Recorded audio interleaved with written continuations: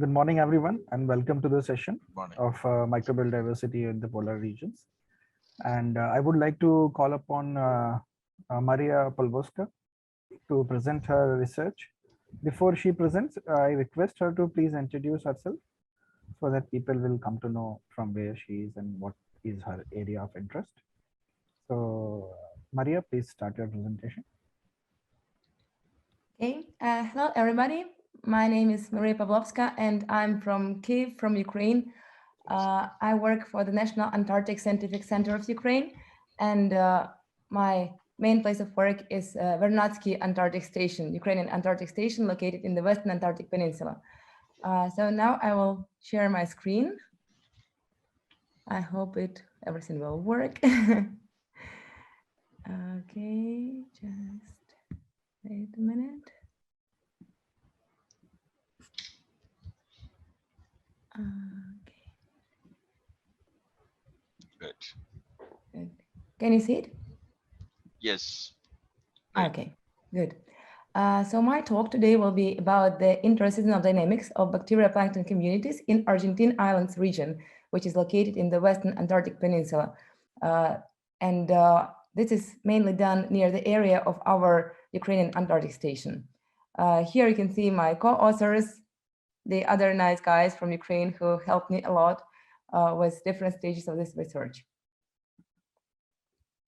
So why was it actually done in the Western Antarctic Peninsula? Why are we interested in this region? First of all, we know that this region is one of the most climatically sensitive regions on Earth. It also has the most extensive system of glacier marine fjords in Antarctic continent. We know that the ecological and biogeochemical processes are strongly influenced by the sea ice formation and freshwater input from the ice melt in this region. And the key indicators of the marine ecosystem state under the ongoing climate change are phytoplankton and bacteria plankton, which are the base of the food web. Therefore, we are focused studying these communities in this particular region. And all these points, they make the Western Antarctic Peninsula ideal natural laboratory in which we can observe the changes in microbial ecosystem functions and taxonomy in the context of the ongoing climate change. To make the long story short, the aim of the present study was to investigate the bacteria plankton interannual and interseasonal dynamics in Argentine Islands region, which is in Western Antarctic Peninsula, and to reveal the factors shaping this differentiation and shaping the interseasonal and interannual dynamics of these communities. Here you can see our sampling polygon. So this is Galindez Island, located in Western Antarctic Peninsula. And this is a very small local marine monitoring polygon, which was specifically done that way to be reachable in any season by different people with different training, just with Zodiac boat, because we are really interested in the continuous measurements. So this is like the long-term monitoring polygon. It was only launched in 2019, but we are still continuing to work here, and we hope to get some long-term data from it. So we have 6 stations located around our island, and they differ in terms of the hydrographic conditions and in terms of hydrophysical and chemical conditions, and in terms of the influence of ice melt. For instance, here we have stations 1 and 2, and here we have the big mass of water, and it is influenced by the melt-off, of course, but not as much as the other stations. These stations 3 and 4, they are located, you can see, closer to the land and closer to the glaciers. So there is a constant input of the meltwater. But if you look at station 5 and 6, it's located almost inside this very, very small creek, and it receives even more meltwater from the continent, from the island, sorry. So these 6 stations differ in terms of the amount of meltwater they receive when the glaciers are melting. And we have 2 sampling depths, which is surface and deep chlorophyll maximum. We usually filter 2 liters of seawater per sample, but now we are also trying the different strategy because we are studying the different size fractions of bacteria plankton. But this talk covers only one size fraction, therefore I will tell you that it's only 2 liters of seawater per sample. And we are doing our research in spring, summer, and autumn. It was done during these 3 consecutive years, 2019, 2021. We also collect some metadata We are collecting the CTD data on salinity, temperature, oxygen concentration, and oxygen saturation, fluorescence, which is a proxy for pigments for chlorophyll. We also collect the data on phytoplankton, the species list, relative abundance, and biomass of different species of phytoplankton, also measuring some basic chemical parameters, and we are measuring the data on chlorophyll A and phytoplankton, the pigments of phytoplankton. Here are just the filters with bacterioplankton. I think that for most of you, this is a very familiar picture. This is just a nice picture of chemical measurements. It's just beautiful, therefore it's here. And it's just an example how we detect the deep chlorophyll maximum. So we are using chlorophyll A concentration from CTD and also oxygen concentration. And when we see the peak of oxygen concentration, which corresponds to peak of chlorophyll concentration, we know that this is the chlorophyll maximum over there, and there is a phytoplankton community developing at this particular depth, and therefore this depth should be of interest for us. So just before I will tell you about this, I will shortly tell you what we're doing with bacterioplankton. So this talk will only cover the 16S sequencing tech data. This will be the taxonomy based on 16S. We're doing some more fancy things now, but this talk is covering only 16S data. So going back to the situation that we had during the 3 consecutive years, if you look at the pigments, and we have 3 stations here, this is the station in the, like the offshore station, and this is more influenced by meltwater, and this is really, really close to the island, and it's extensively influenced by the meltwater, station 5. And we have 2 types of pigments, chlorophyll A corresponding to the live phytoplankton and phytoplankton corresponding to the dead phytoplankton. And here we are comparing 2 years. So you can see from this picture that these 2 years really differed in terms of phytoplankton development. And here, for instance, in March 2019 and in February 2019, we had more chlorophyll, and therefore we had more phytoplankton. It was like the mass development of phytoplankton, whereas in 2020, during the same period, in summer and in early autumn, we didn't observe this picture. There was some phytoplankton, of course, but it was not the mass development. And it's the same in all stations. Zooming in to look at the phytoplankton abundance and biomass, not on the pigments, but directly on phytoplankton, we see that this situation with pigments, it corresponds to the situation with phytoplankton abundance and biomass. So this is February, late summer in Antarctica.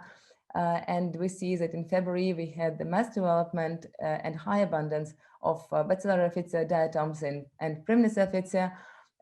They were just following each other, these 2 peaks of different phytoplankton groups. Then we had a small peak also in early autumn. But if you look at 2020 and 2021, especially in the abundance, we didn't see this, even though we looked during the same time period. There was an ice melt, there was the ice-free water, but still the picture was totally different. If you look at the biomass, it's a bit different from what we see from the abundance, because we obviously had some big phytoplankton species in 2021. Their abundance was low, but the cell surface was high. So we had the peak in phytoplankton biomass in 2021, in March, in early autumn. When we compare once again with 2019, the picture is totally different. We see the mass development of 2 different phytoplankton groups following each other. Therefore, we're curious what will be if we will look in the bacterioplankton. So there should be some response from bacterioplankton communities to this obvious difference in phytoplankton communities, because we hypothesize that bacterioplankton dynamics is mainly driven by phytoplankton dynamics in our area. So when we look at the bacterioplankton, we see that the picture is really different in these 3 consecutive years. I will just explain you briefly. So this is 2019, and we see one group clustering here. This is the February group. This is the summer bacterioplankton. Then we have October, which is spring bacterioplankton here, clustered together with early summer. So these are 2 distinct groups corresponding to different events in different phytoplankton picture. And when we look inside March, we had many samples in March, and these samples, they are from very, very early autumn. Therefore, they are close to late summer. whereas those samples, they are at the end of March, when we didn't have any phytoplankton left, it was just some dead biomass. So we see this clustering of different bacterioplankton communities in different periods in 2019. The picture becomes more and more messy in 2020 and 2021. Still in 2020, the October samples, the spring samples are clustering separately. They are once again close to the early summer. We also have distinct community in January, which should correspond to the difference in phytoplankton. So there are still some clusters corresponding to the different seasons, the seasonal differentiation of bacterial plankton. In 2021, at the moment of the analysis, I didn't have the samples from spring, from October, because I just didn't receive them from the station when I did this analysis. Therefore, the clustering is not as obvious as in the previous years, as in 2019 and in 2020. Go into the taxonomy to see what exactly was happening there and why we got this differentiation. This is once again 2019, 2020, and 2021. 2019. 5 minutes more. Yeah, good, thank you. We have December, February, March, and October, and you see that some taxa, like Polaribacter, which is known to be connected with phytoplankton excoriates, it dominates in December, in summer, and also in October, whereas in February, it drops, the amount drops. And this picture is the same in different years. And it's the same for other phytoplankton-associated taxa. So they are mainly more abundant in summer and in spring, but not in autumn. Whereas Plankton marina, Marinocilum, NS5, and the free-living clade 1A, which is like SAR11, basically, it is more abundant when the phytoplankton is not as abundant, when there is no mass development of phytoplankton. So we see this at the genus level. We can observe the differentiation of different bacterial plankton groups. If we just zoom it in briefly, once again, Polaribacter, Sulfitobacter, and clade 1A, they should have the different abundance patterns because they are basically have different requirements, absolutely different requirements to environment. And we see that in October and December, we had more Polaribacter, which is once again connected to mass development of phytoplankton. In January, we had more Sulfitobacter, but if we go to April samples, to autumn samples, when almost no phytoplankton was left, we see that clade 1A starts to dominate. And these are just less abundant groups. You can see that Unia lactinella, which is connected to phytoplankton, is once again more abundant in summer and spring. Then with the lower abundance of phytoplankton and lower diversity of phytoplankton, the other bacterial plankton groups come into play. This is just about the factors that shapes the distribution. We just, we looked at these pictures, we saw this, but of course you need to prove this for yourself. You need to count this relationship. We saw when we also tried to analyze the bacterial plankton data with chemistry and with geographical distance, we understood that the only significant factors that play their role is chlorophyll A concentration, phytoplankton abundance, phytoplankton biomass, and also the abundance of Bacillus rafizia and Cryptophytia. Please conclude. Yeah. Please conclude. Yeah. So you can see basically the same relationship on these graphics. I think I will just conclude here. Yeah. So to make the long story short, we detected significant seasonal variation driven by the dynamics of phytoplankton communities in bacterial plankton communities that inhabit the ocean in our Argentine islands region. And now we are running more extensive analysis. We are running a transcriptomic analysis to see the functional response of bacterial plankton communities towards this dynamics of phytoplankton communities observed in our region. Thank you for your attention. I hope it was not too long. Hopefully I managed to squeeze in time. The questions may be asked via the chat box, and we will address that later, and the speakers can address it later. It should be through the chat box. Yes, over to Anand. Okay, thank you very much. Thank you for your attention. Thank you, Maria, for a wonderful presentation.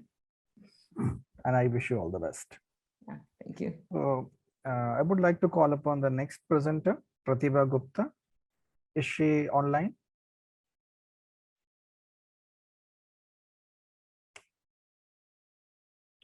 Pratibha Gupta, are you online?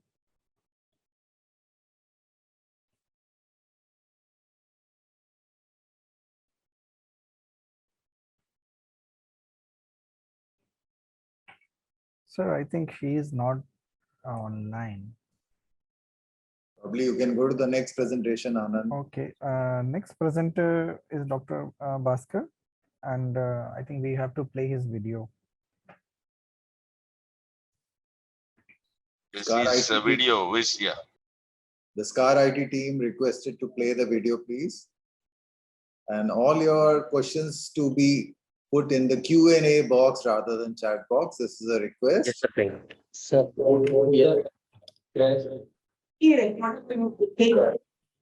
yes, sir, we are playing the video.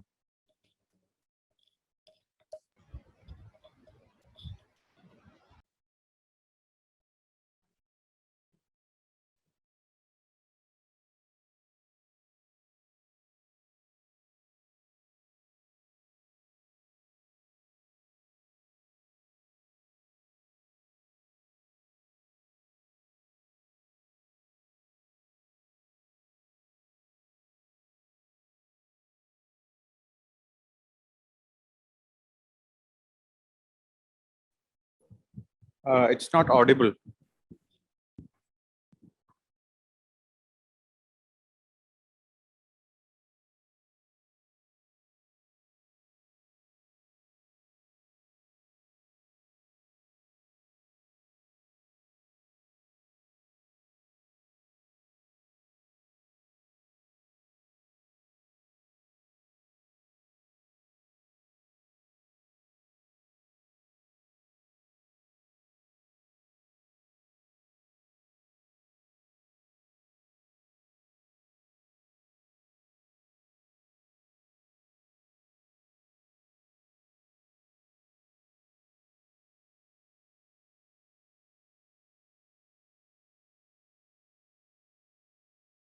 Good morning, good afternoon, and good evening to all my fellow researchers from different parts of the world and in different time zones.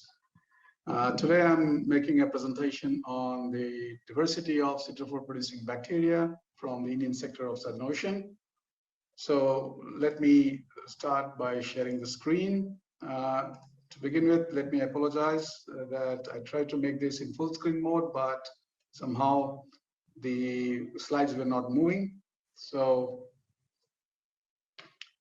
I'll have to make this presentation this way. To begin with, acknowledgements to the Director of NCPR, Dr. N. Anil Kumar, Head Ocean Science Group, Ministry of Earth Sciences for the funding, and Dr. Alok Kumar Sinha, my PhD student, who did the bulk of heavy working in this topic.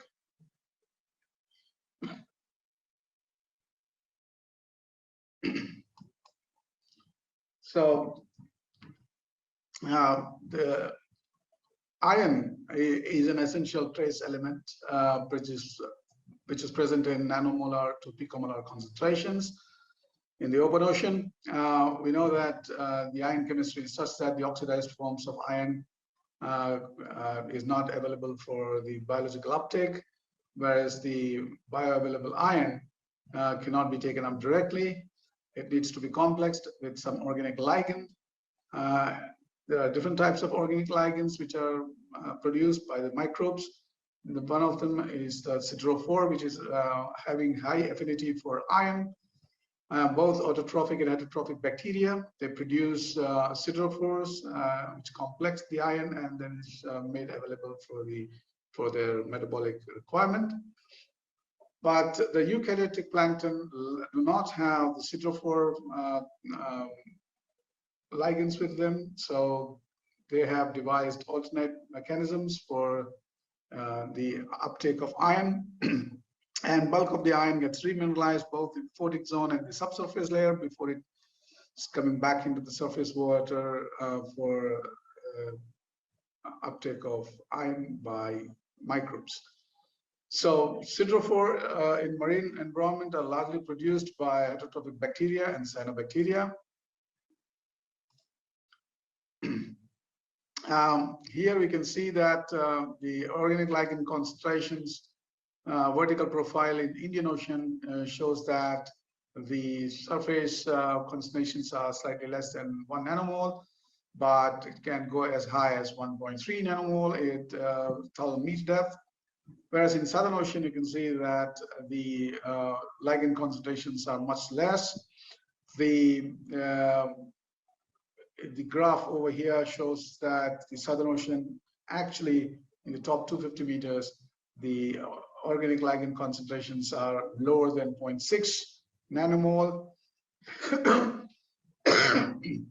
which would make the available iron much more difficult for access.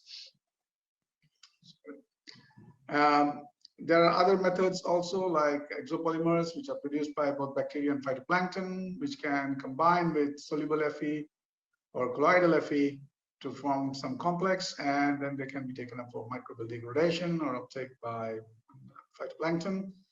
And it is also clearly seen that colloidal ion and the distribution of colloidal sugars are tightly coupled, and they nicely correlate with depth. So it's pretty clear that organic ligands like sitrophores and EPS are very important in complexation of iron and making it available to the bacteria. However, not very many studies are there regarding the cultivable bacterial diversity. Few studies carried out in the raw sea clearly shows that proteobacteria predominate the system, followed by cytophaga and then actinobacteria, and the least is the archaeal bacteria.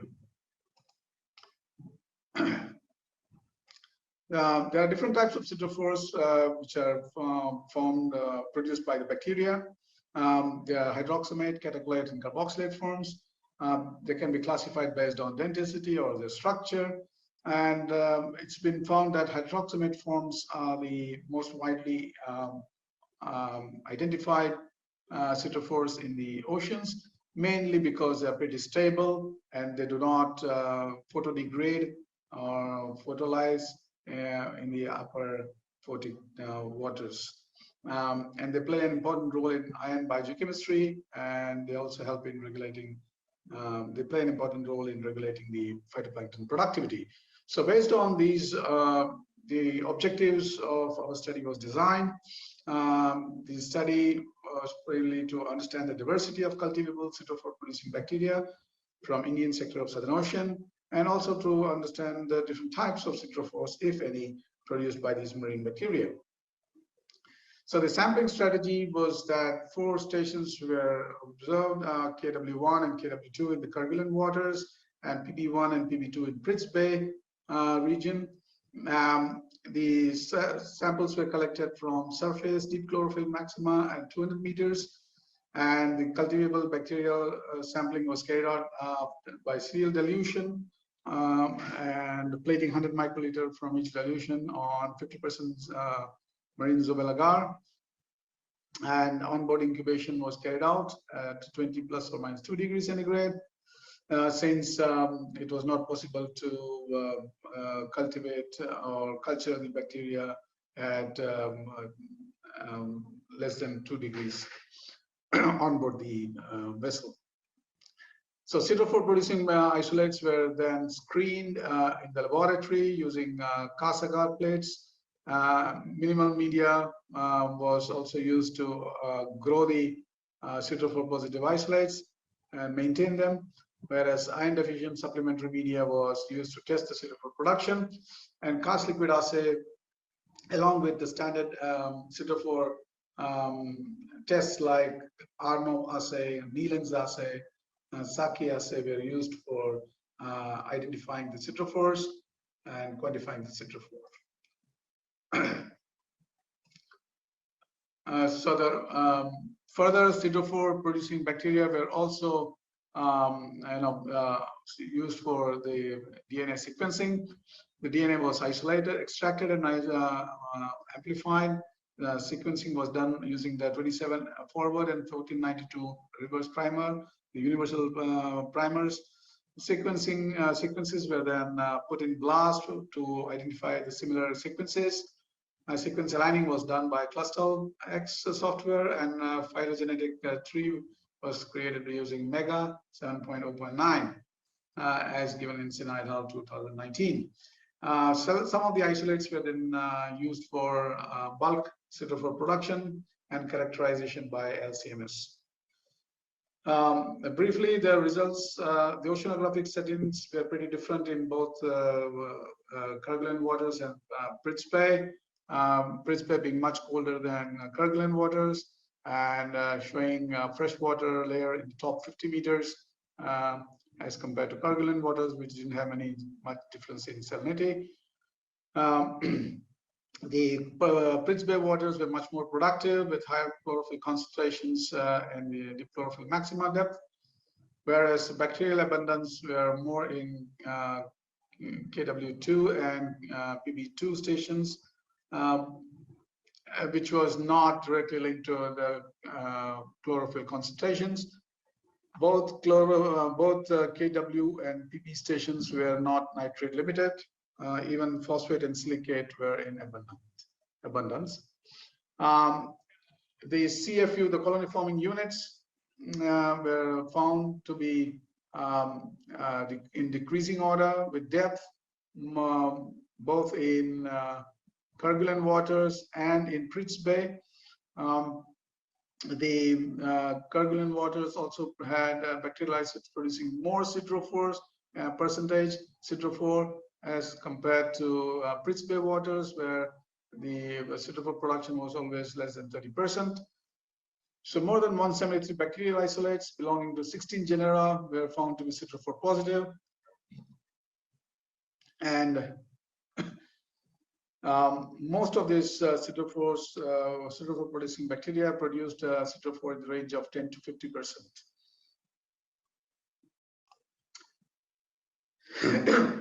The cultivable diversity of the genus level clearly shows that Bacillus, Pseudomonas, Halomonas, and Pseudo-Orthomonas genera were dominant.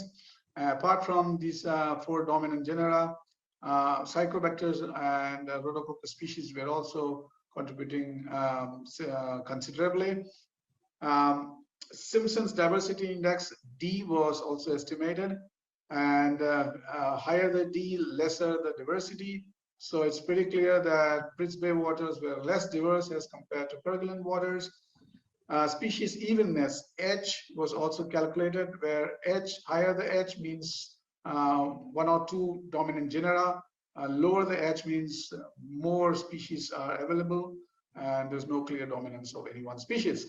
So again, Prince Bay waters were much more even. So predominantly 1 or 2 genera were dominant in these waters as compared to Kerguelen waters. The cluster analysis was carried out to understand the nearest neighbors, and the clustering was found in such a way that KW2 and PB1, they formed one cluster, whereas PB2 was totally independent of all the other 3 stations.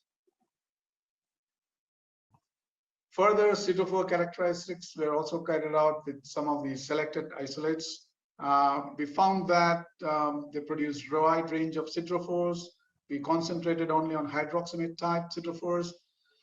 We can see here some of them produced more than 11 type of siderophores, some of them producing as much as 3 different types of siderophores, but the exact role of these siderophores in the HNLC waters is not very clear. So the take-home message from our study is that siderophore-producing bacteria were found widely distributed in Kerguelen waters and Prince Bay waters. Proteobacteria phylum was predominant, actinobacteria was the least. Diversity is greater in PB2 as compared to and KW1, but in situ conditions could not be the reason for the same. Clustering shows that bacterial composition in PB2 were different from other stations. Varying amounts of siderophore were produced by these isolates, and most of the isolates were producing multiple siderophores, but the role of Hatha is not there. Hatha, sir? Yes, I'm here. Yes. Sir, Yes, Pratibha, Anand. Yeah. Dr. Pratibha Gupta is there. Right. She is requesting to join. Yeah. Then let her join and finish that. Then we'll move on to Tajuddin Jabir. Okay. Okay. Okay. Yeah, Dr. please. Pratibha, are you there? Anand, Jain, can I intervene here? Yes, sir. Let us not spoil the sequence now. We'll take Pratibha Gupta at the last. Let us not change Okay. it. All right, sir. Yeah. Yeah, that's better. Yeah. Okay. So I'll call upon Dr. Jabir. Jabir, you are there? Yes, yes. Yeah, please introduce yourself and then go ahead with your presentation. Yeah. Very warm good morning to all. I am Dr. Jabir Tajuddin, currently working as a project scientist at National Center for Polar and Ocean Research, India. So I would like to share my screen here. Sometimes connections are unstable. I think hope it will work today.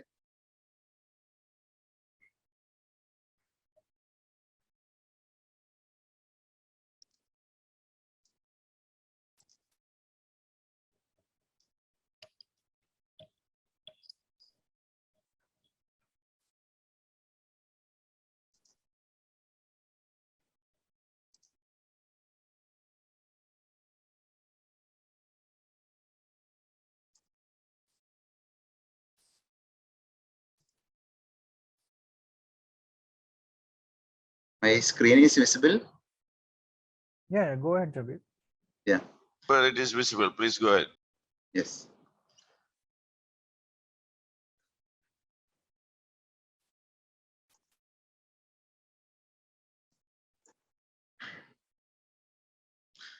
I will discuss my research topic on diazotrophs, especially diazotrophs are how it's segregated through the water masses in the Arctic fjord. So I would like to seek your attention in the Arctic in this meeting. So thing is that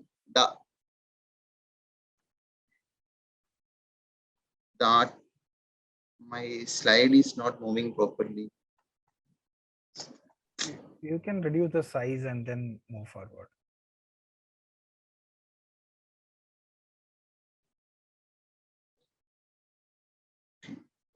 Okay. Yeah, my it's moving.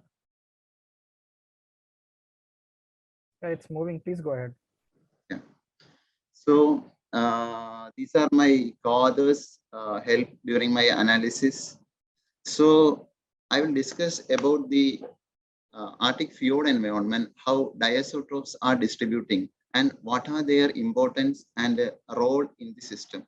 So recent decades, Arctic is warming in unprecedented rate. In the last 4 decades, it's 5% sea ice declining, leads to increasing the primary productivity about 20 to 25%. So for the increasing the primary productivity, needs sufficient nitrogen to support it. For in the ocean, the nitrogen is came to the terrestrial runoff and atmospheric deposition and biological nitrogen. So biological nitrogen fixation is happening about 80 to 90% of nitrogen fixed into the ocean through biological nitrogen fixation.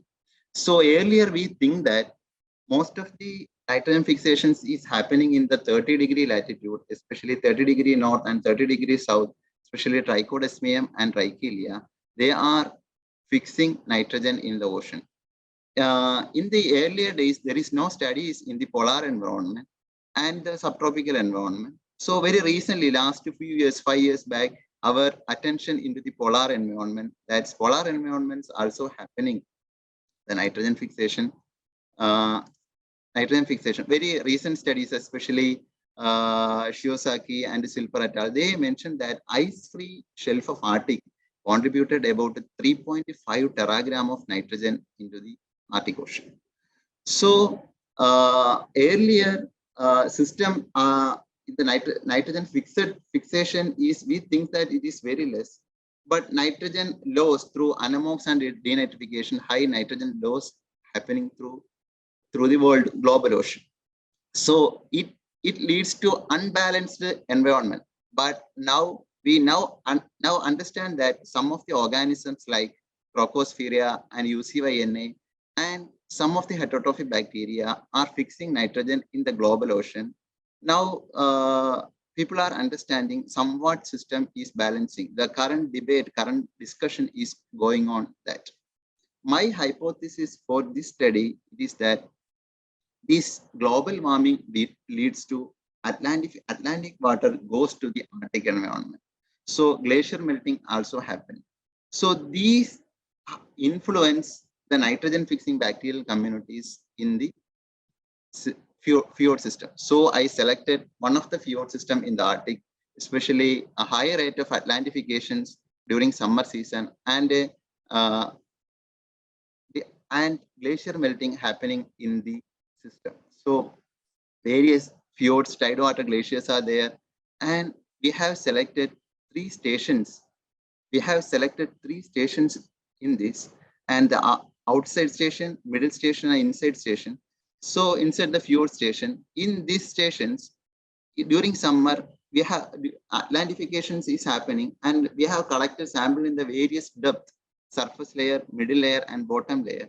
And we have encountered 3 water masses. We have encountered 4 water masses in the system, Atlantic water mass and glacier water mass. So salinity, according to Portier, 34.65, we classified it as Atlantic influenced water mass, and below this, we classified it as a glacier influenced water mass.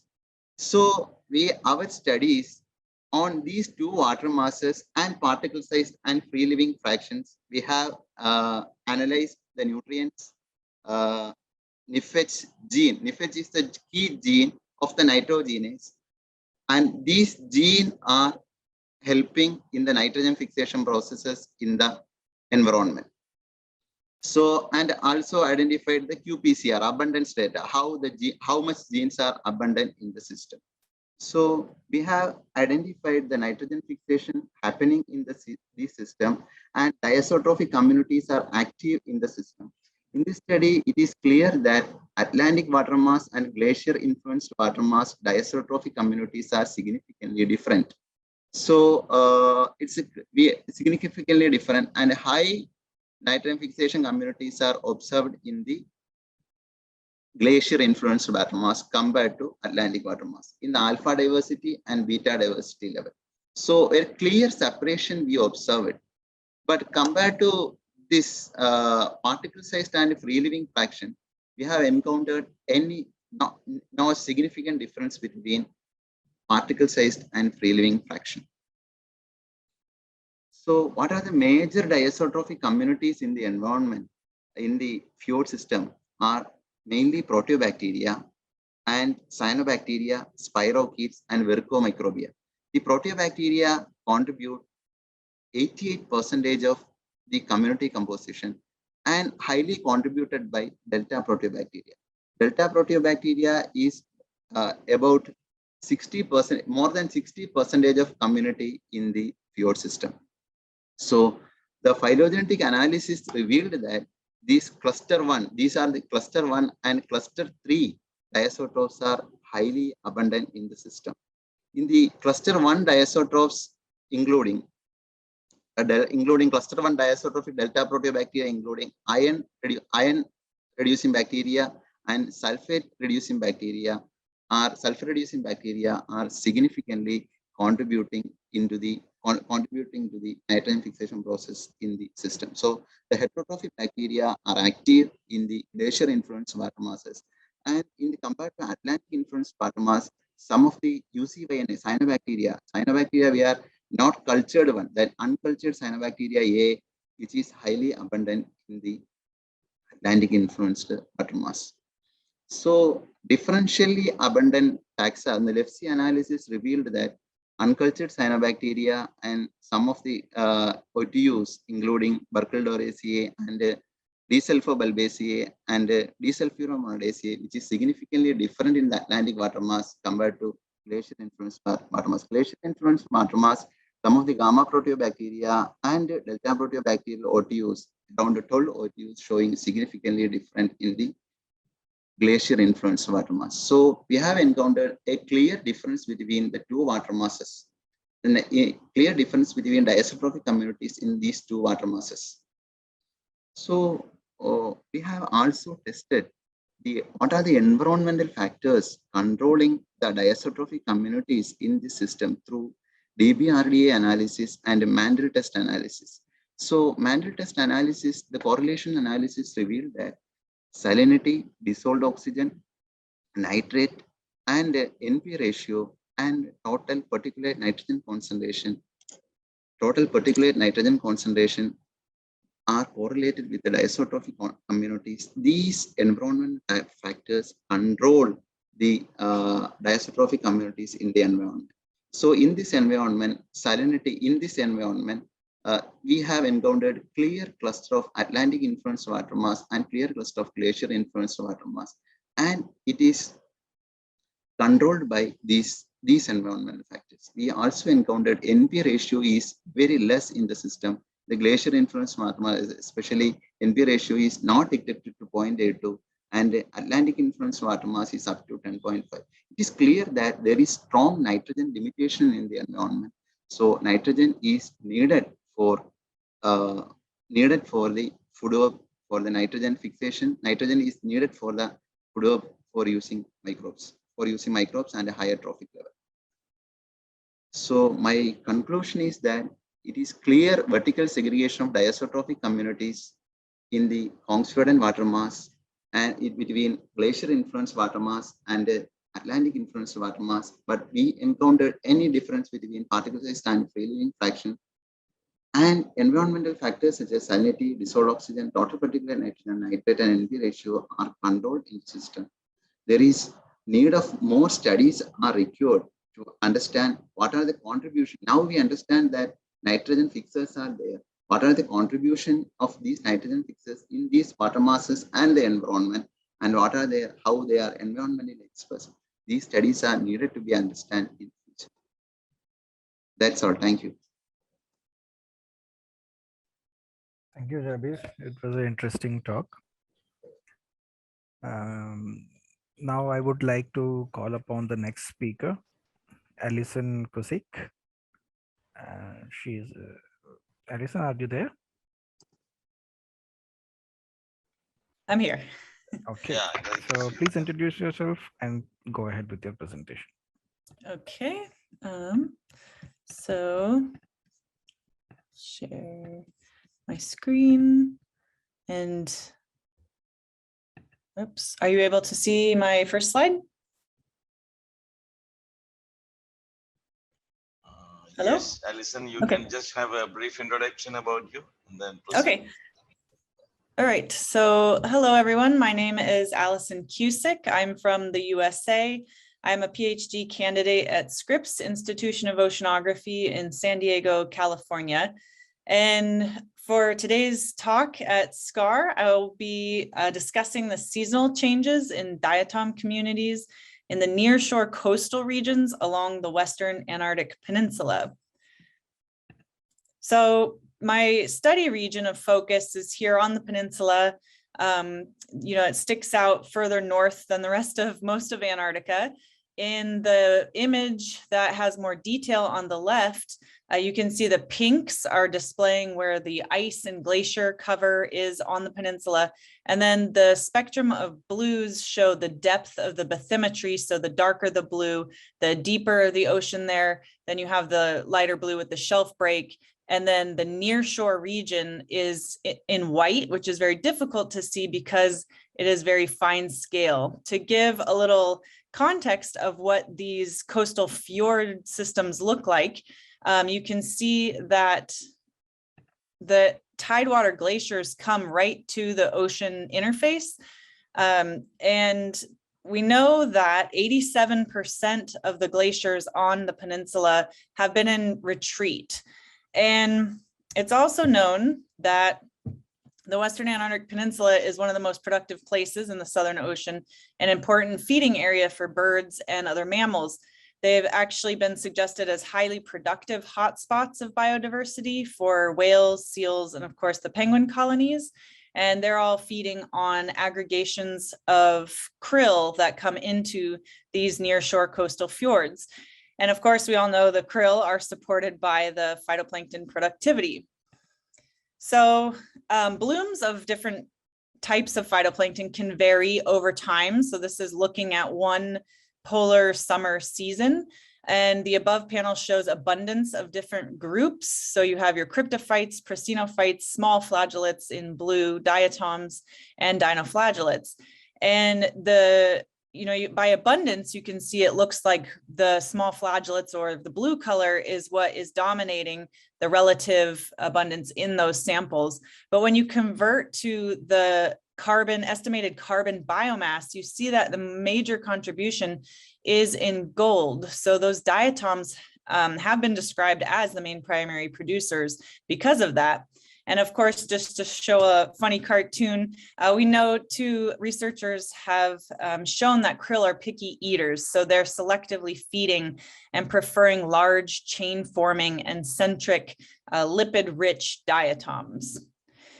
And of course, if you were to compare two samples that have a similar amount of chlorophyll in them, they might look the same. But when you look under the microscope, you can see that the community composition differs, and this can differ greatly. So that can also have an influence on the amount of carbon biomass that is available, depending on what diatom species you have. So previous studies also have shown that major blooming diatoms can be Thalassiosira, Fragilariopsis, Odontella, and Cattosaurus, but relatively less is known about how these communities change throughout the entire growth season. So for my research, we have been conducting a citizen science framework program called Fjord Phyto with the tour operators in Antarctica, and it's been running since 2016. For the specific talk, I'm only going to be sharing the first 3 years of data, and we've through this had over 4,000 participants helping to collect samples and over 400 specific sampling events.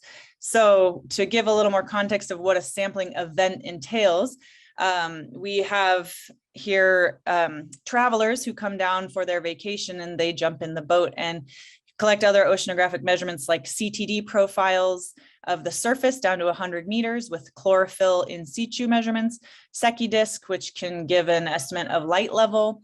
We also take ocean color data, meltwater samples to determine if freshwater is from a glacial source, and surface seawater samples, which we can do the abundance counts and carbon biomass estimates under the microscope. And then a phytoplankton net tow for 20 micron phytoplankton that's then preserved for DNA and RNA extraction. If you want to know more about how we designed this program, we have an oceanography publication that goes into detail about it. But basically, for these samples, a phytoplankton net was towed for 10 minutes, and the surface, that water was filtered out. The pancake of phytoplankton here was collected on a sterile filter and then preserved in RNA later. All of those tubes are frozen on the ship and then kept until the end of the season, which then they're sent back to me in the US, where I process the samples. For this, I extracted genomic DNA and did the PCRs with 18S variable region 9 primers, and then were sent off for Illumina next generation sequencing with the MiSeq. I apologize for this cat noise back here. So we have the community assemblage from the surface seawater, and that is analyzed with microscopy work. Actually, my colleague Martina Massioni will talk next week about the results from her sampling. But the net, we also know, can bias the sample. So anything in the microplankton range is what's being targeted here with the phytoplankton net. And the idea is to extract the DNA from the community in that sample, do barcoding, and we use the 1389 forward and 1510 reverse primer sets and generate the amplicon sequence variants through data2 pipeline and annotate. For this, we used the PR2 database for protists. So these samples give me, the 18S gives me taxa assignment for everything in that sample, but here I've just filtered on the Basilerophyta or the diatoms. And you can see that in 2017 or 2018, that first season, most of the unique feature IDs of amplicon sequence variants assigned to 25 different genera And then it could only go down to a taxonomic level to species with above 97% confidence for 18 of those species. In the subsequent years, there were 17 genera with 19 species identified. And then in 2019-2020, 19 genera with 23 species. So in total, there are 27 different genera that were above 97% confidence assignment, which you see in the word cloud here. So if I were to take every sample that was collected in one of those seasons, from November through March, I've shown the relative amplicon sequence variance in the different colors to show, from a quick scan, the season starts with Corythron, and then in the purple moves to Porosira. As the season goes along, that yellow color is Thalassiosira. And then there are some blooms of Eucampia in the green, followed by Actinocyclus in this salmony pink color. And then the season goes back to the Corythron in brown with some Fragilariopsis here in the end in the darker green. When I look at the next season, it's something completely different. So this is showing that Corythron now doesn't seem to be appearing in this sample. This season. The season starts off with Eucampia in green, and the pink is Chionodiscus. Then the purple is, of course, dominated. It seems that Porosira dominates most of the samples the entire 5 season. minutes more. Okay, thank you. And then Catosceris has a bloom for one of the December dates. And then, of course, the Proboscia shows up in the lavender towards the end. Comparing to the final year right before the pandemic, it's truncated because samples were scattered around the world. So I now have received all of those back, and I will be contributing the rest of this data set to this. For this talk, I only have a portion of the season. But again, you can see Porosira dominates. We also have Stellaromina, Catosceris shows up, and then a couple blooms of Odontella in the mid-season. So of course, looking at this over time is great, but it's also going to be very interesting to look at each one of these bars is a unique location on the peninsula. So today I'm just showing 2 locations to show you the different diversity between a site, Sierra Cove, and then, Nico Harbor, which is further south on the peninsula.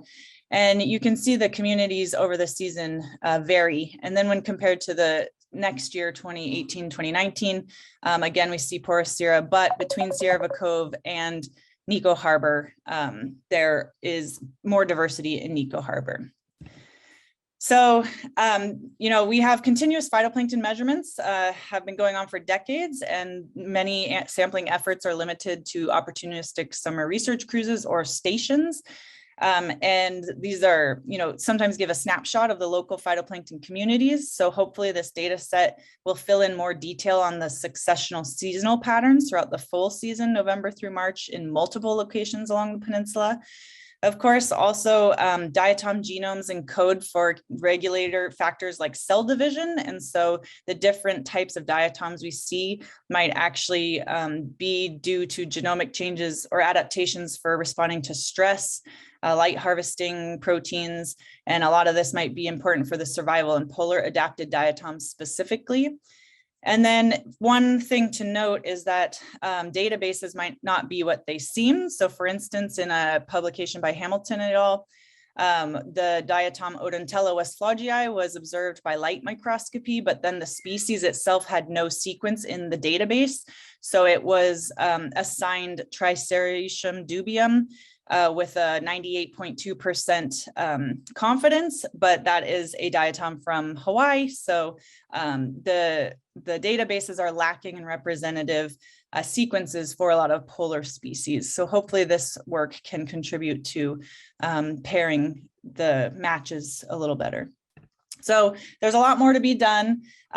First part is to understand the phytoplankton, just what species are present. So today I've just shown you the diatoms with a quick glance, but there's more to be done with diversity, richness, evenness, composition, and more characterization.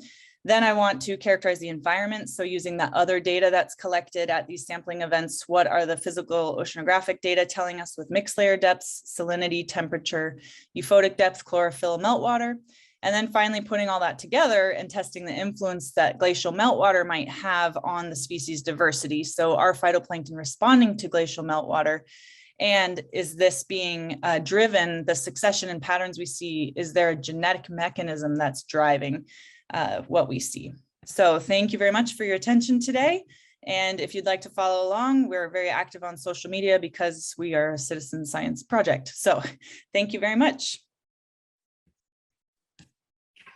Thank you, Alison. It was a very interesting talk. It's fine. Yeah, very nice, interesting work. Thank you. So we'll move to the next presenter, Dr. Yeah. Lata. Dr. Lata, Yeah, you are there? yeah. Yes, I'm here, Dr. Anand. Good morning. Yeah. Good morning. Please introduce yourself and please go ahead with your presentation. Yes, I will share the slides.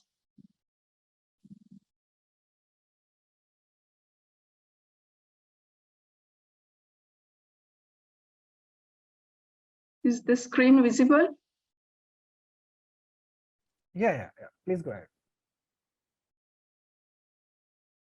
One moment. Let me start the video for some time. Yeah. Hello, everyone. Good morning. Myself, Dr. Lata Gowde from the School of Biological Sciences and Biotechnology, earlier which was a microbiology department.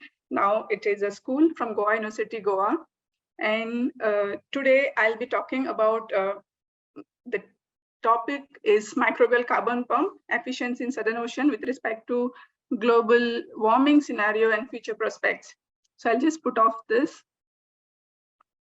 Yeah, so it is more about the concept of the microbial carbon pump and how it is the best, one of the efficient biological tool in, can act as an efficient biological tool in Southern Ocean with respect to global warming and the future scenarios.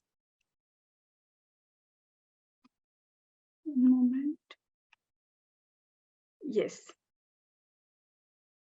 So the highlights of my presentation, the global carbon cycle, which I'll be discussing in short, then the role of microbes in carbon cycle, then the microbial carbon pump, and the Southern Ocean, the sink for atmospheric carbon, and the effect of temperature rise on bacterial metabolic activities, the experimental approach, which I did, and the MCP, the microbial carbon pump, future prospects for atmospheric carbon sequestration.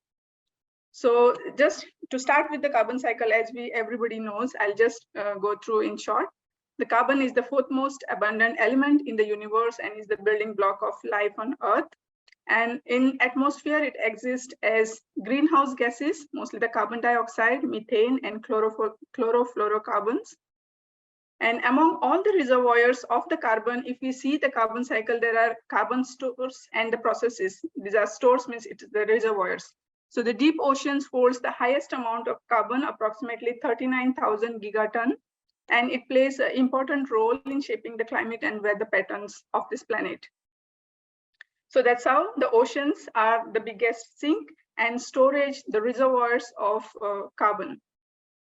So just to brief about, like when we say the climate change or the global warming scenario, if we just check, the CO2 is the major driver for this climate change or this global warming. So if you just check since like 250 years like onwards, now we are in 20th century. So this is how the increase of CO2 has happened, and the sudden shoot up after the Industrial Revolution, maybe after 1850s or 1860s.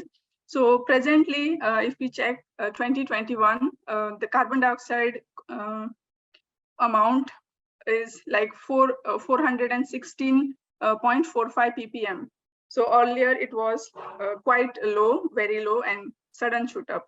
Same with the climate, same with the temperature as well. If we see the earlier temperature, 1880s, it was like minus like 0.2, and by now, like in 2020, maybe it came up to like 0.6 increase. So this is just to show up the picture of the global warming or the climate change. So in this Anthropocene, a long-term storage of carbon is a main concern, and hence oceans has a major role to play, being the largest reservoir of carbon and as a major sink of carbon sequestration. So the role of microbes in carbon cycle.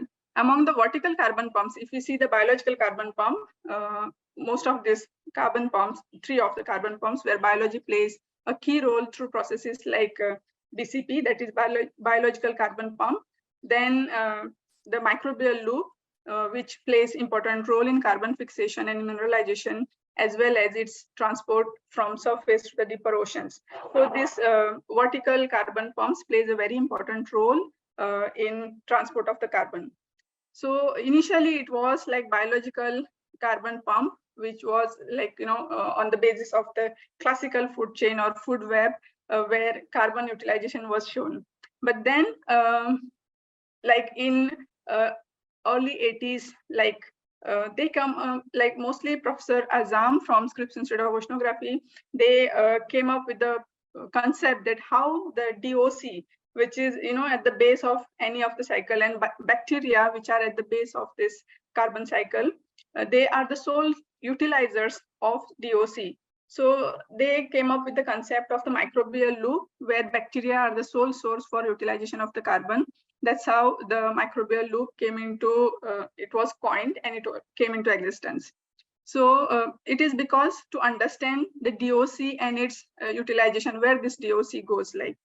So after that, after microbial loops concept, then the recently proposed the microbial carbon pump is a conceptual framework to address the microbial role in the production of refractile dissolved organic carbon. So this it emphasizes the microbially mediated conversion of labile organic carbon to refractile one. And this concept, it connects both marine microbiology with marine biogeochemistry, assuming that the production mechanism of RDOC in marine environment is mainly by the microbial. It is mainly microbial, where heterotrophic bacteria plays a very important role. It is this RDOC through MCP, it is an additional reservoir and path for long-term carbon sequestration within the ocean due to its refractory nature, and hence its long lifetime. Because it is refractile, it can persist in the ocean for up to 4,000 to 6,000 years. And mostly the global oceans, it contains the huge RDOC pool, approximately 624 gigaton, which is nearly equals to the carbon pool in the atmosphere, that is 750 gigaton approximately. So this microbial carbon pump, how it works here, like as we know, it is the atmospheric carbon fixation by the autotrophs. Then either the POC sinks down, and most of this LDOC, that is labile DOC, that is formed, it is utilized mainly by bacteria, and which is other way of removal of atmospheric carbon through this MCP. And majority of the RDOC production, it is attributed to bacterial activities. So through during the respiration, again, the CO2 is given out. And during this process, where the labile DOC is taken by the microbes, some part remains, and the scavenging of this labile DOC leads the remaining part, it is the RDOC, refractile, which cannot be utilized easily by the microbes. So this pool, because it is refractile, it remains in the ocean, thus making the largest reservoir of carbon, which remains for the thousands or longer period. So this is how the mechanism of microbial carbon pump, where different steps are involved, like direct exudation of microbial cells during production and proliferation, viral lysis of microbial cells that releases microbial surface macromolecules, and organic aggregates, the particles, degradation and transformation. So that's how the process goes. And this is some of the experimental observations with respect to the rising temperature or the global warming that we say. At lab level, we conducted some experiment and observed that the temperature was elevated to that of the in situ temperature by 2 degrees Celsius. And we observed that bacterial abundance increased by approximately 32%. The respiration rates and carbon demand increased by 46% and 34% respectively, whereas respiration accounted almost 58% to total community respiration. The bacterial respiration was 58% to community respiration. And bacterial productivity rates were approximately 32% higher, and growth efficiency was 34% higher to that of the normal in situ temperature. And this observation suggests that with increase in sea surface temperature, the microbial loop or the microbial carbon pump will act as an efficient link of the organic matter to the higher trophic level through the heterotrophic bacteria.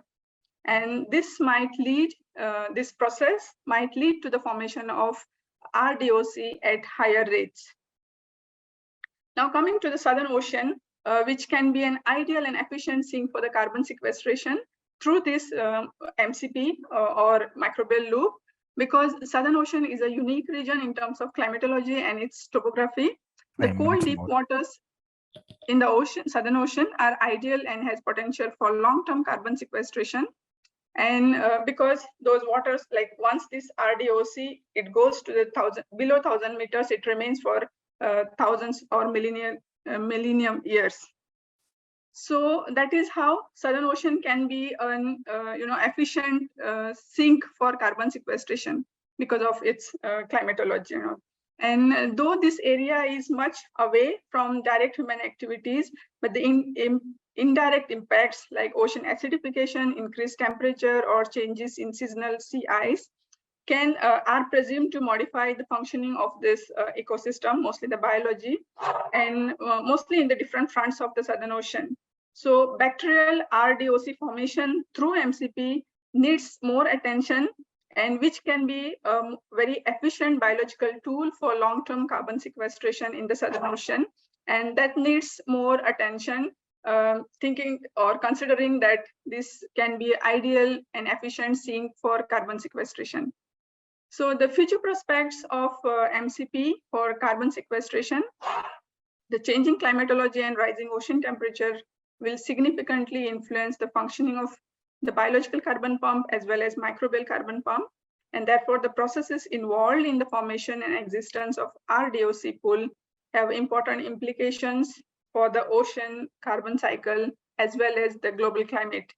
The processes involved in MCP are not so well understood because it is just in the beginnings, infancy stage, this concept of microbial carbon pump.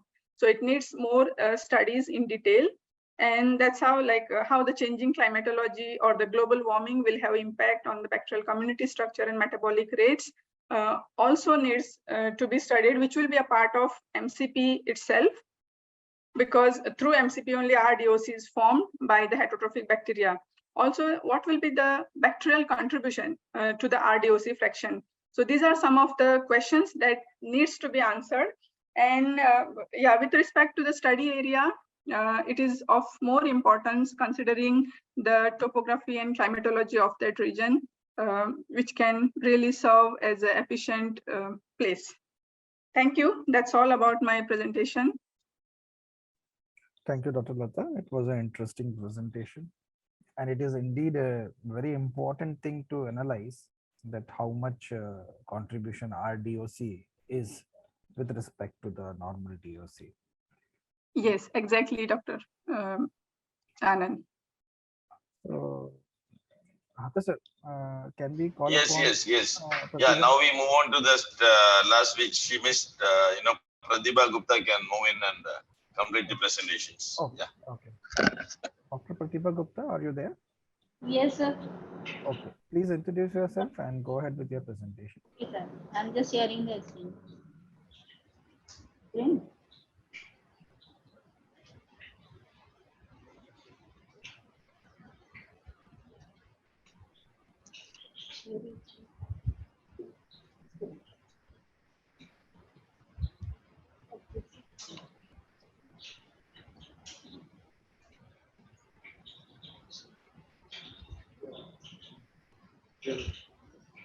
Sir, I'm audible. Yes. Yes, you are audible. Okay, thank you, sir. I am Dr. Pratibha Gupta, working as a scientist staff at Central Botanical Laboratory, Botanical Survey of India. Good morning to all of you. And my topic of the talk is diversity of cyanoprokaryotes and algae from Stenier Peninsula of Larsen Manville, East Antarctica. As we know, all the Antarctica is the coldest, driest place and fifth largest continent on this earth. Antarctica is an extreme environment and it contains many unique geological, glaciological, and biological features. No doubt, it's a gift of nature in the natural form. But due to changes, global environmental changes, you can see the effect of global warming at peripheral region of the ocean and Antarctica. And the Larsen Hill is located midway between the eastern extremity of the Amri ice shelf and the southern boundaries of West Pole Hills. It is the second largest area of only 4 major ice-free oases. Larsen region includes 2 main peninsula, Stenier and Rockneys Peninsula. Other than these 2 peninsulas, there are some peninsulas such as Stenier, Rudnovat, Rockneys in between the Stornis and Rockneys Peninsula. Stenier Peninsula in the Larsen Manville projecting out of the ice plateau into the sea with uniformity, steep sides rising to the central spine. There are several lakes in the Larsen Hills region and ponds also. So some of these water bodies are ice-free for a very short period of the time in the summer, and after that it was covered with the ice. As you know, the cyanoprokaryotes and algae are the photosynthetic organisms convert the solar energy into chemical energy by using the sunlight, carbon dioxide, water, minerals that can be utilized by the humans and other organisms. The first primitive forms of the life as the prokaryotes originated during the 3.5 billion years ago and performing the photosynthesis. And the cyanoprokaryotes performing the photosynthesis originated during 3 billion years ago. It has been uniquely positioned in the evolutionary hierarchy of the earlier living world, predominantly even during the Precambrian era. They are the nature's first foundational mother and father for performing the photosynthesis and founder of aquatic food chain also. The cyanoprokaryotes and algae occurs even in wide range of the habitat and have been distributed all over the land water system, often in such an environment where there is no other vegetation, possibly due to their adaptive capability to extreme adverse environmental conditions with respect to the different climatic factors, adversity of the nutrients. Their occurrence even in the wide range of the ecologically stressed condition are and extreme habitat proves that they are very tolerant. Here you can see the location, the base map of the Larsen Hill area, and this is the satellite imaginary map of the Larsen Hill area, and this is the satellite imaginary map of the Stenier Peninsula of Larsen Hill, East Antarctica. And you can see here some of the field photographs of Stenier Peninsula lakes. This is the view of the frozen lake of the Stenier Peninsula of Larsen Hill. Here you can see the algal samples, cyanoprokaryotes and algae in the ice frozen lake of the Stenier Peninsula of Larsen Hill, Antarctica. The collection of the sample is very difficult in Antarctica. Sometimes you have to walk, you have to climb, and you have to slide for a very long distance for collecting the samples, the algal samples particularly. So it is a very tough task for collection of the sample in Antarctica. We are taking the sample from the water bodies. And after collection of these samples were analyzed under the Leica TM2500 microscope by using the image analysis software and the Leica application suite software. And altogether 9 species have been recorded from this area, and namely the Microcystis marginata, Cynothes aeruginosa, Anagonostidea, Amphibia, Cyanosarcina spectabilis, Merismopedia, Birmingiana, Odontidium, Hymeli, Pinularia borealis, and Oxynis binellis, Tribulionella apiculata. And here you can see the photomicrographs of these algae. And altogether, the maximum species has been recorded from this area of the class Cyanoprokaryotes. And these are the some species which we have reported from this area, which has been used as a natural fertilizer. This is Cynothes aeruginosa and Anagonostidium amphibium is having the antioxidant activity. And Pinularia borealis can be used as a food supplement. Odontodium hyemale is an extremely sensitive to the organic and the mineral pollution. Now coming to the conclusion, the cyanoprokaryotes and algal biogeography in the Antarctica offers many challenges and opportunities to study the nature and the rate of the adaptation of the cyanoprokaryotes and algae in the harsh climatic condition and geographically isolated habitat on the continent, and to investigate how much of the cyanoprokaryotes and algal diversity evolve in situ. This is the first step of the study of cyanoprokaryotes and algae from the diverse habitat of the Stenier Peninsula of Larsen to East Antarctica. Now I would like to thank Ministry of Earth Sciences, Government of India, Director, Botanical Survey of India, Director, NCPOR, Goa, Dr. Rahul Mohan, Program Director, Science, Program Director, Logistics, Leader of the Indian Research Station, Bharti. Thank you. Thank you, Dr. Pratibha, for your interesting talk. Now, we have to move on to the next session, which is e-posters. But I would like to request all the participants or presenters to be there, because we have to click one picture after the session is over. So please be there with us till we complete the session.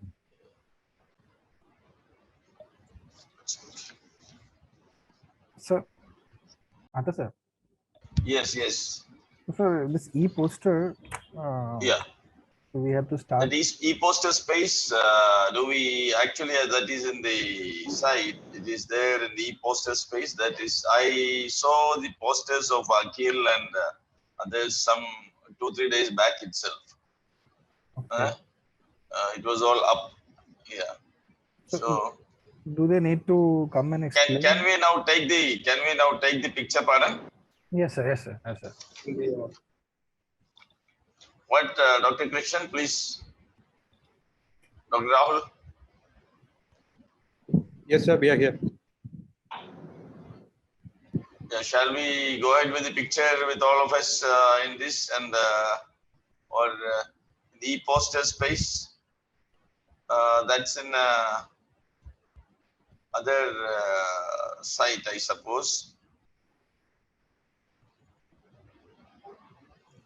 Anand, you can go ahead with the group pic. Okay. Yeah. Yeah. So, By any chance, do we have the participants of the e-posters with us in this session? Are they seen? In case, I have a suggestion, in case we have time and in case we can see them, maybe we can ask them to introduce their posters very quickly. So that will be a good added advantage to them if it is possible for them to introduce their posters. If not, they can at least tell their poster numbers and what are they talking in the poster. I request Dr. Pratibha to please unshare your slide. Yeah, absolutely, yes. Dr. Pratibha can stop presenting, I think.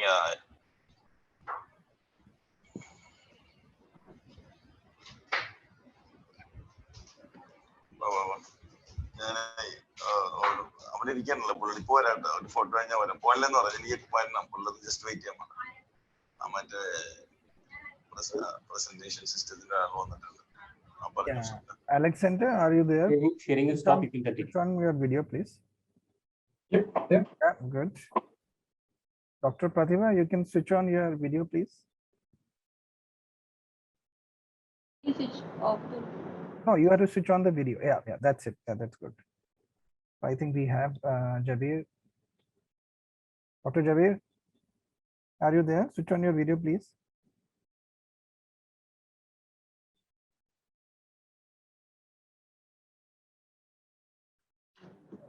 Kabir. Just hold on for a sec. I'll just call and put him in. Yeah.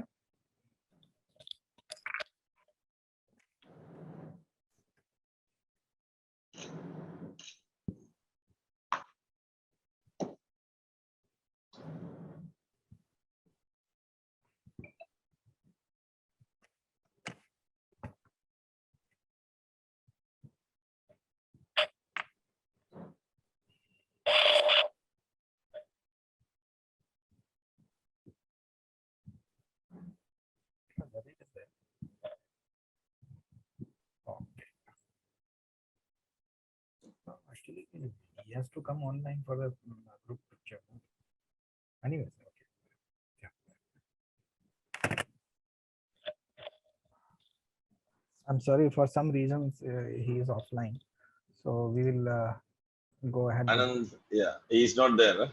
Huh? I think just now he left, sir. So I see. Okay. Anand, yeah. I think we can go ahead with whoever is available. Yeah, that's what I think. So I'll just do the print screen. You can all look at the screen, please. Okay, I'll just check whether it has come. So give me a moment.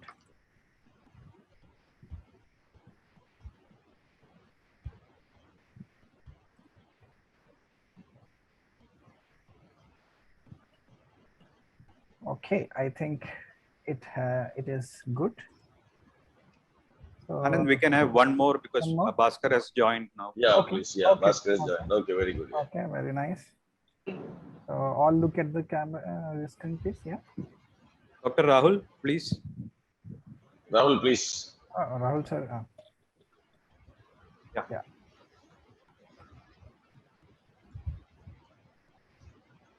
Yeah. Yeah. So we have the picture. Thank you very much. Thank you, Anand. I think there are some questions to be taken as well. Yeah. Yeah, we have time, sir. We are before time. We have finished. So yeah, we can take up some of the questions. Yes. Yeah, basically they're all suggestions. Yeah, there one question from Alexander Hayward to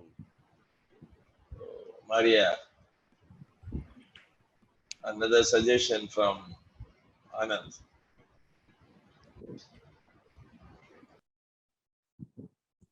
Yeah, Maria, just wondering if you've seen signs of cyanobacteria along the West Antarctic Peninsula in terms of Prochlorococcus, or have seen any divinyl chlorophyll A from your sampling?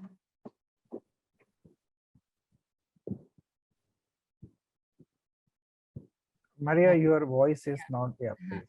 Sorry, I couldn't hear you. Could you repeat, because there was some noise at the very beginning?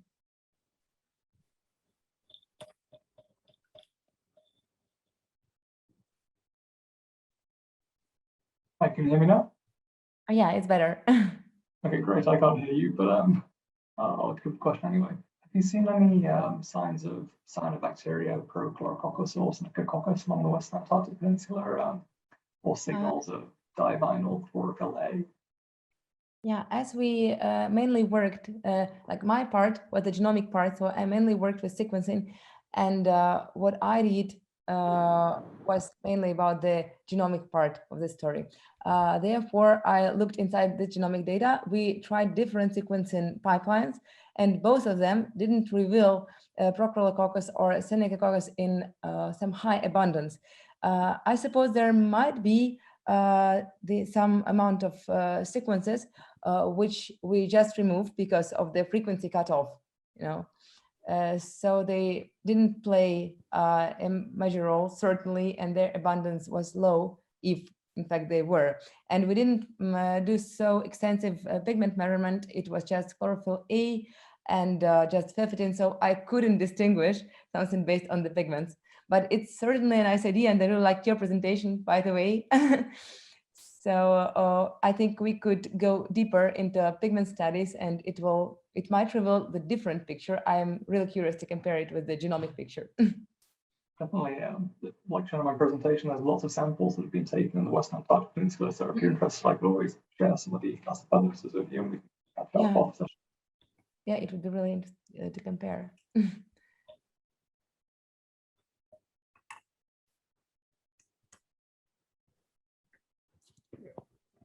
Yeah, Maria, actually, it was a very interesting presentation of yours. But I have just one. I have already given you the suggestions in the comment box. But then why I was wondering that when we study phytoplankton and bacterial interaction, we are talking about the surface waters. But since in your study, you can see a lot of diatoms are there, and they are predominant in some of the seasons.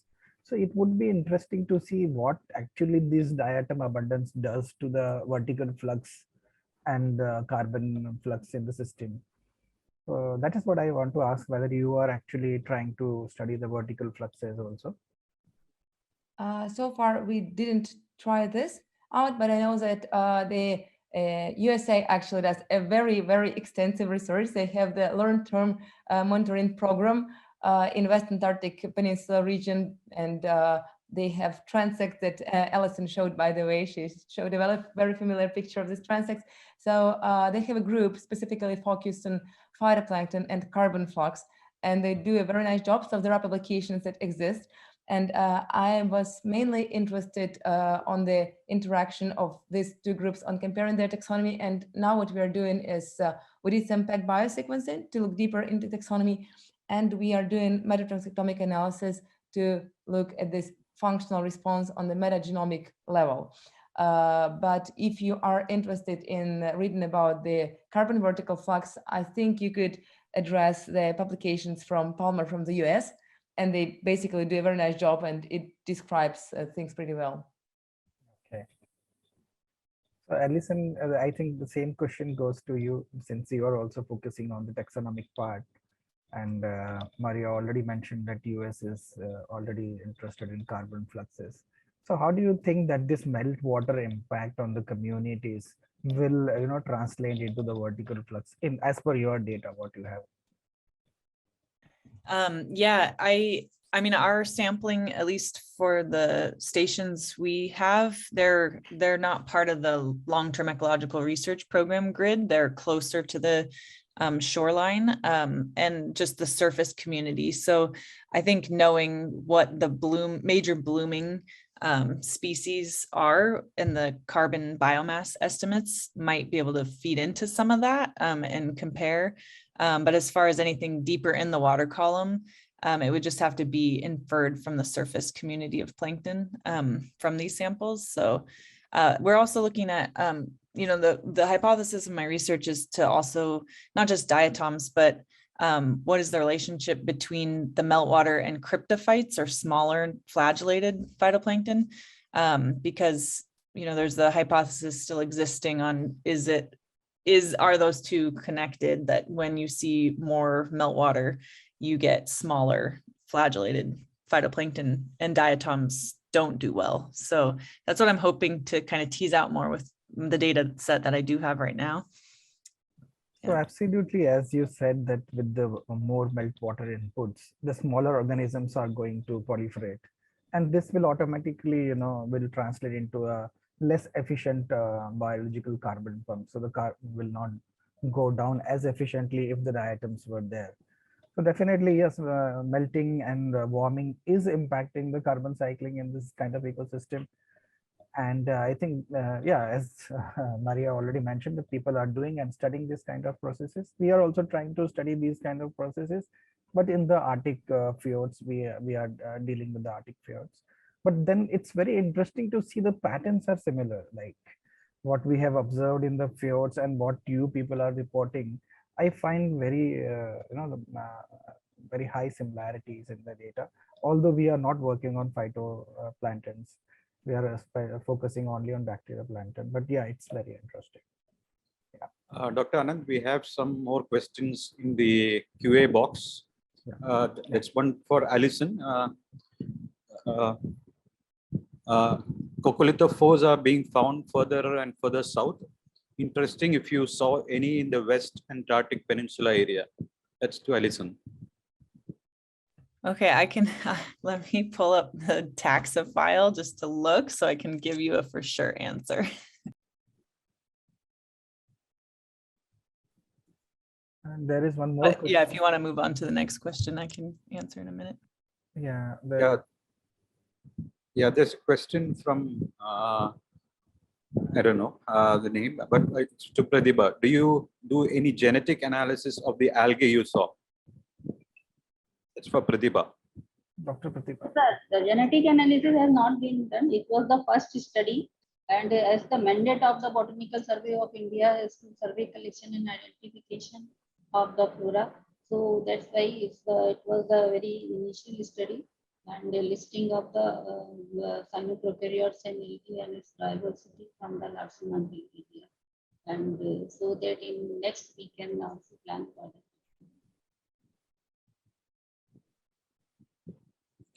There's one question from a participant from Japan.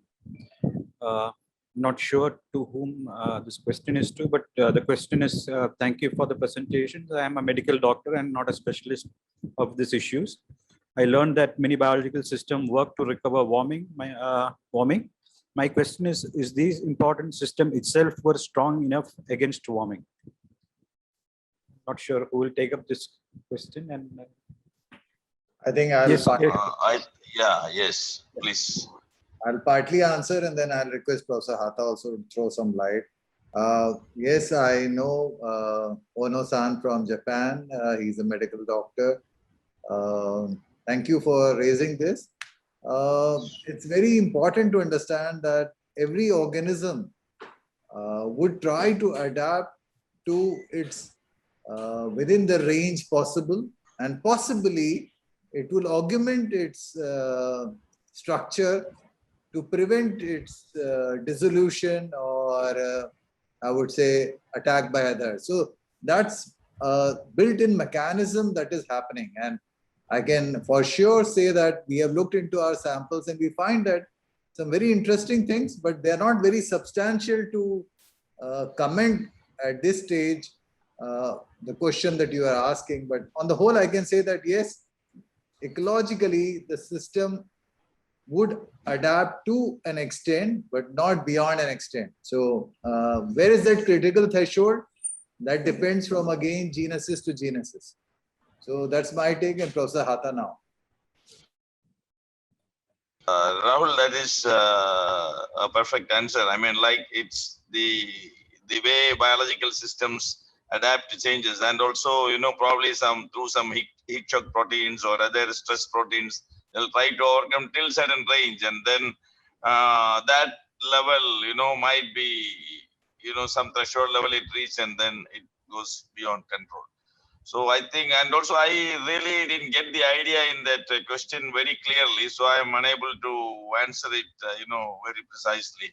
But anyway, thank you for raising this question, and hopefully, are there any panelists or anyone interested to give an answer is also welcome to address this. No issue about it. Yes, some next reports on this in terms of the Yes. Gaia hypothesis and being self-regulating. It's a really interesting thought and good question that doesn't have an easy answer. Obviously, lots of phytoplankton groups have their own thermal thresholds and tolerances, and changing between these phytoplankton groups has knock-on consequences for carbon cycling down to the ocean floor, ecosystem dynamics that cascade throughout the food web. So shifting community structures based on thermal tolerances may have more adverse consequences than we may realize. It's just my thought on the matter. Thank you, Howard. There's a question from Dr. Bhaskar. I guess it's to Dr. Lata Gowde. Are we assuming that the community change will not impact RDOC production? Dr. Lata, please. Yes, sir. Can you please repeat the question?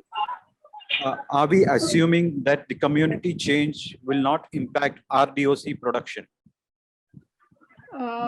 Community change definitely will have impact on RDOC production as well, because different communities has different efficiency, like their efficiency is different, their effect on them of different factors are different. So community change will definitely lead to RDOC production and the magnitude and the rate as well. Thank you, Dr. Lata.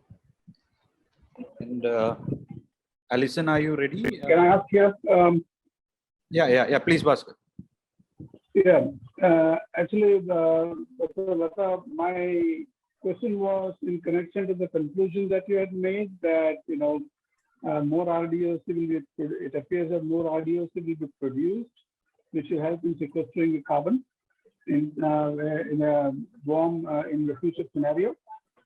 But in a warming environment, we also expect that the communities will change. Some may perish, some may survive. And those who survive, we don't know what kind of RDOC they are producing, whether the RDOC is really so recalcitrant that it cannot be degraded by others. So on what assumptions do we take that the flux of RDOC will increase and thereby it will help in sequestering the atmospheric carbon dioxide? Sir, you mean like how the community change will have impact on this RDOC? And yes, definitely. Yeah, so we cannot generalize the statement that RDOC will increase and it will help us in sequestering, because we are overlooking the fact that the community may also change, and the new community that survives under a future scenario may not necessarily produce an RDOC which is so recalcitrant that it will sink and it will not come back to the surface for the next 1,500 years. We don't know which will survive and which will not survive. So that's why I was a little bit skeptical when we say that it will increase. Yes, theoretically it increases, assuming that the community remains the same. But if the community changes, then the chemistry changes, and the chemistry changes means the RDOC, whether it is really recalcitrant or semi-labile, or that also comes into play. And that the conclusion that it will increase RDOC is a little bit skeptical for me. That's why I asked. Yes, sir. This concept of microbial carbon pump is mainly assuming that the bacteria plays a significant role and the major role for this RDOC production. After the utilization of the labile DOC, whatever the scavenged part remains is a RDOC. And in any condition, mostly when I showed that the experimental observations that when the 2 degrees temperature was increased at the lab level, the activity, the respiration rates, everything increases. So when the bacteria are assumed to be playing the significant role, the rise in temperature, mostly the contribution of bacteria will be highest. And of course, yes, RDOC, that is how it is assumed RDOC production will also increase, since their activities are shown to be significantly high with the elevated temperature. This is what the observation at the lab level as well. Yeah, thank you, Dr. Lata. And regarding the query on coccolithophores, I guess Alison has already answered in the QA box. So the participant can please have a look in the QA box for the answer. Over to Anand. Yeah, there is one more question by Lisa. Photo degradation can convert DOC into labile material. So it's also possible that changes to oceanic circulation could change RDO exposure to sunlight at the surface of ocean and convert it into labile DOC. So I don't know who can take it up. Yeah, I think that is very correct, because I, as Bhaskar has said, I too have reservations about RDOC will increase. It definitely depends on what kind of microbial community there and what kind of physiological capabilities they have. And sometimes, if there are such a significant contribution of RDOC, it might even select organisms which can attack them much more efficiently and probably make them labile. And also this, the currents and other things will definitely, if there are processes like upwelling or other mix-up where it could be brought to other places where it could be attacked a little more effectively, then that will definitely change the dynamics of this RDOC factor or concentration or component in the systems. That's what my personal feeling. Yes, sir. Definitely, I agree. And that's what, Yeah. like, this is the concept of MCP just at infancy stage, and lots needs to be studied. What you say, like community changes might have impact, and it might be reversed, like photochemical reactions might produce labile. So a lot of study is required in that. So this was just a beginning that I conducted. We conducted that experiment by increasing the temperature, seeing the effect. So since it is just at conceptual and infancy stage, lots needs to be conducted, lot of studies with regard to that. Very interesting. Yeah, it actually need to be studied a little more. I mean, in detail. Yeah. Yes, Krishnan, please. Sir, if there are no more questions, can we wind up the session? No more questions. I think Krishnan, you can wind up, say thanks, and please go ahead. Thanks a lot, Professor Hatha, for convening this session along with us. And many thanks to the organizers, the SCAR community for attending this virtual meeting in different time zones. We truly appreciate your interest in polar sciences and coming to this workshop and having a fruitful discussion. So once again, I thank all of you for coming up and giving your thoughts and novel ideas. Hope we'll all be able to work together for the benefit of poles. Thanks a lot. Thank you, everyone. It was a pleasure listening to you all, and there were no hiccups. I mean, with regard to connectivity or anything, everybody was quite audible, and it was very clear. Thank you, everyone. Have a nice, good night, good morning, good day, everything. Yeah. Bye-bye. Thank you. Bye. Bye-bye. Thank you. Bye. Thank you, Rahul.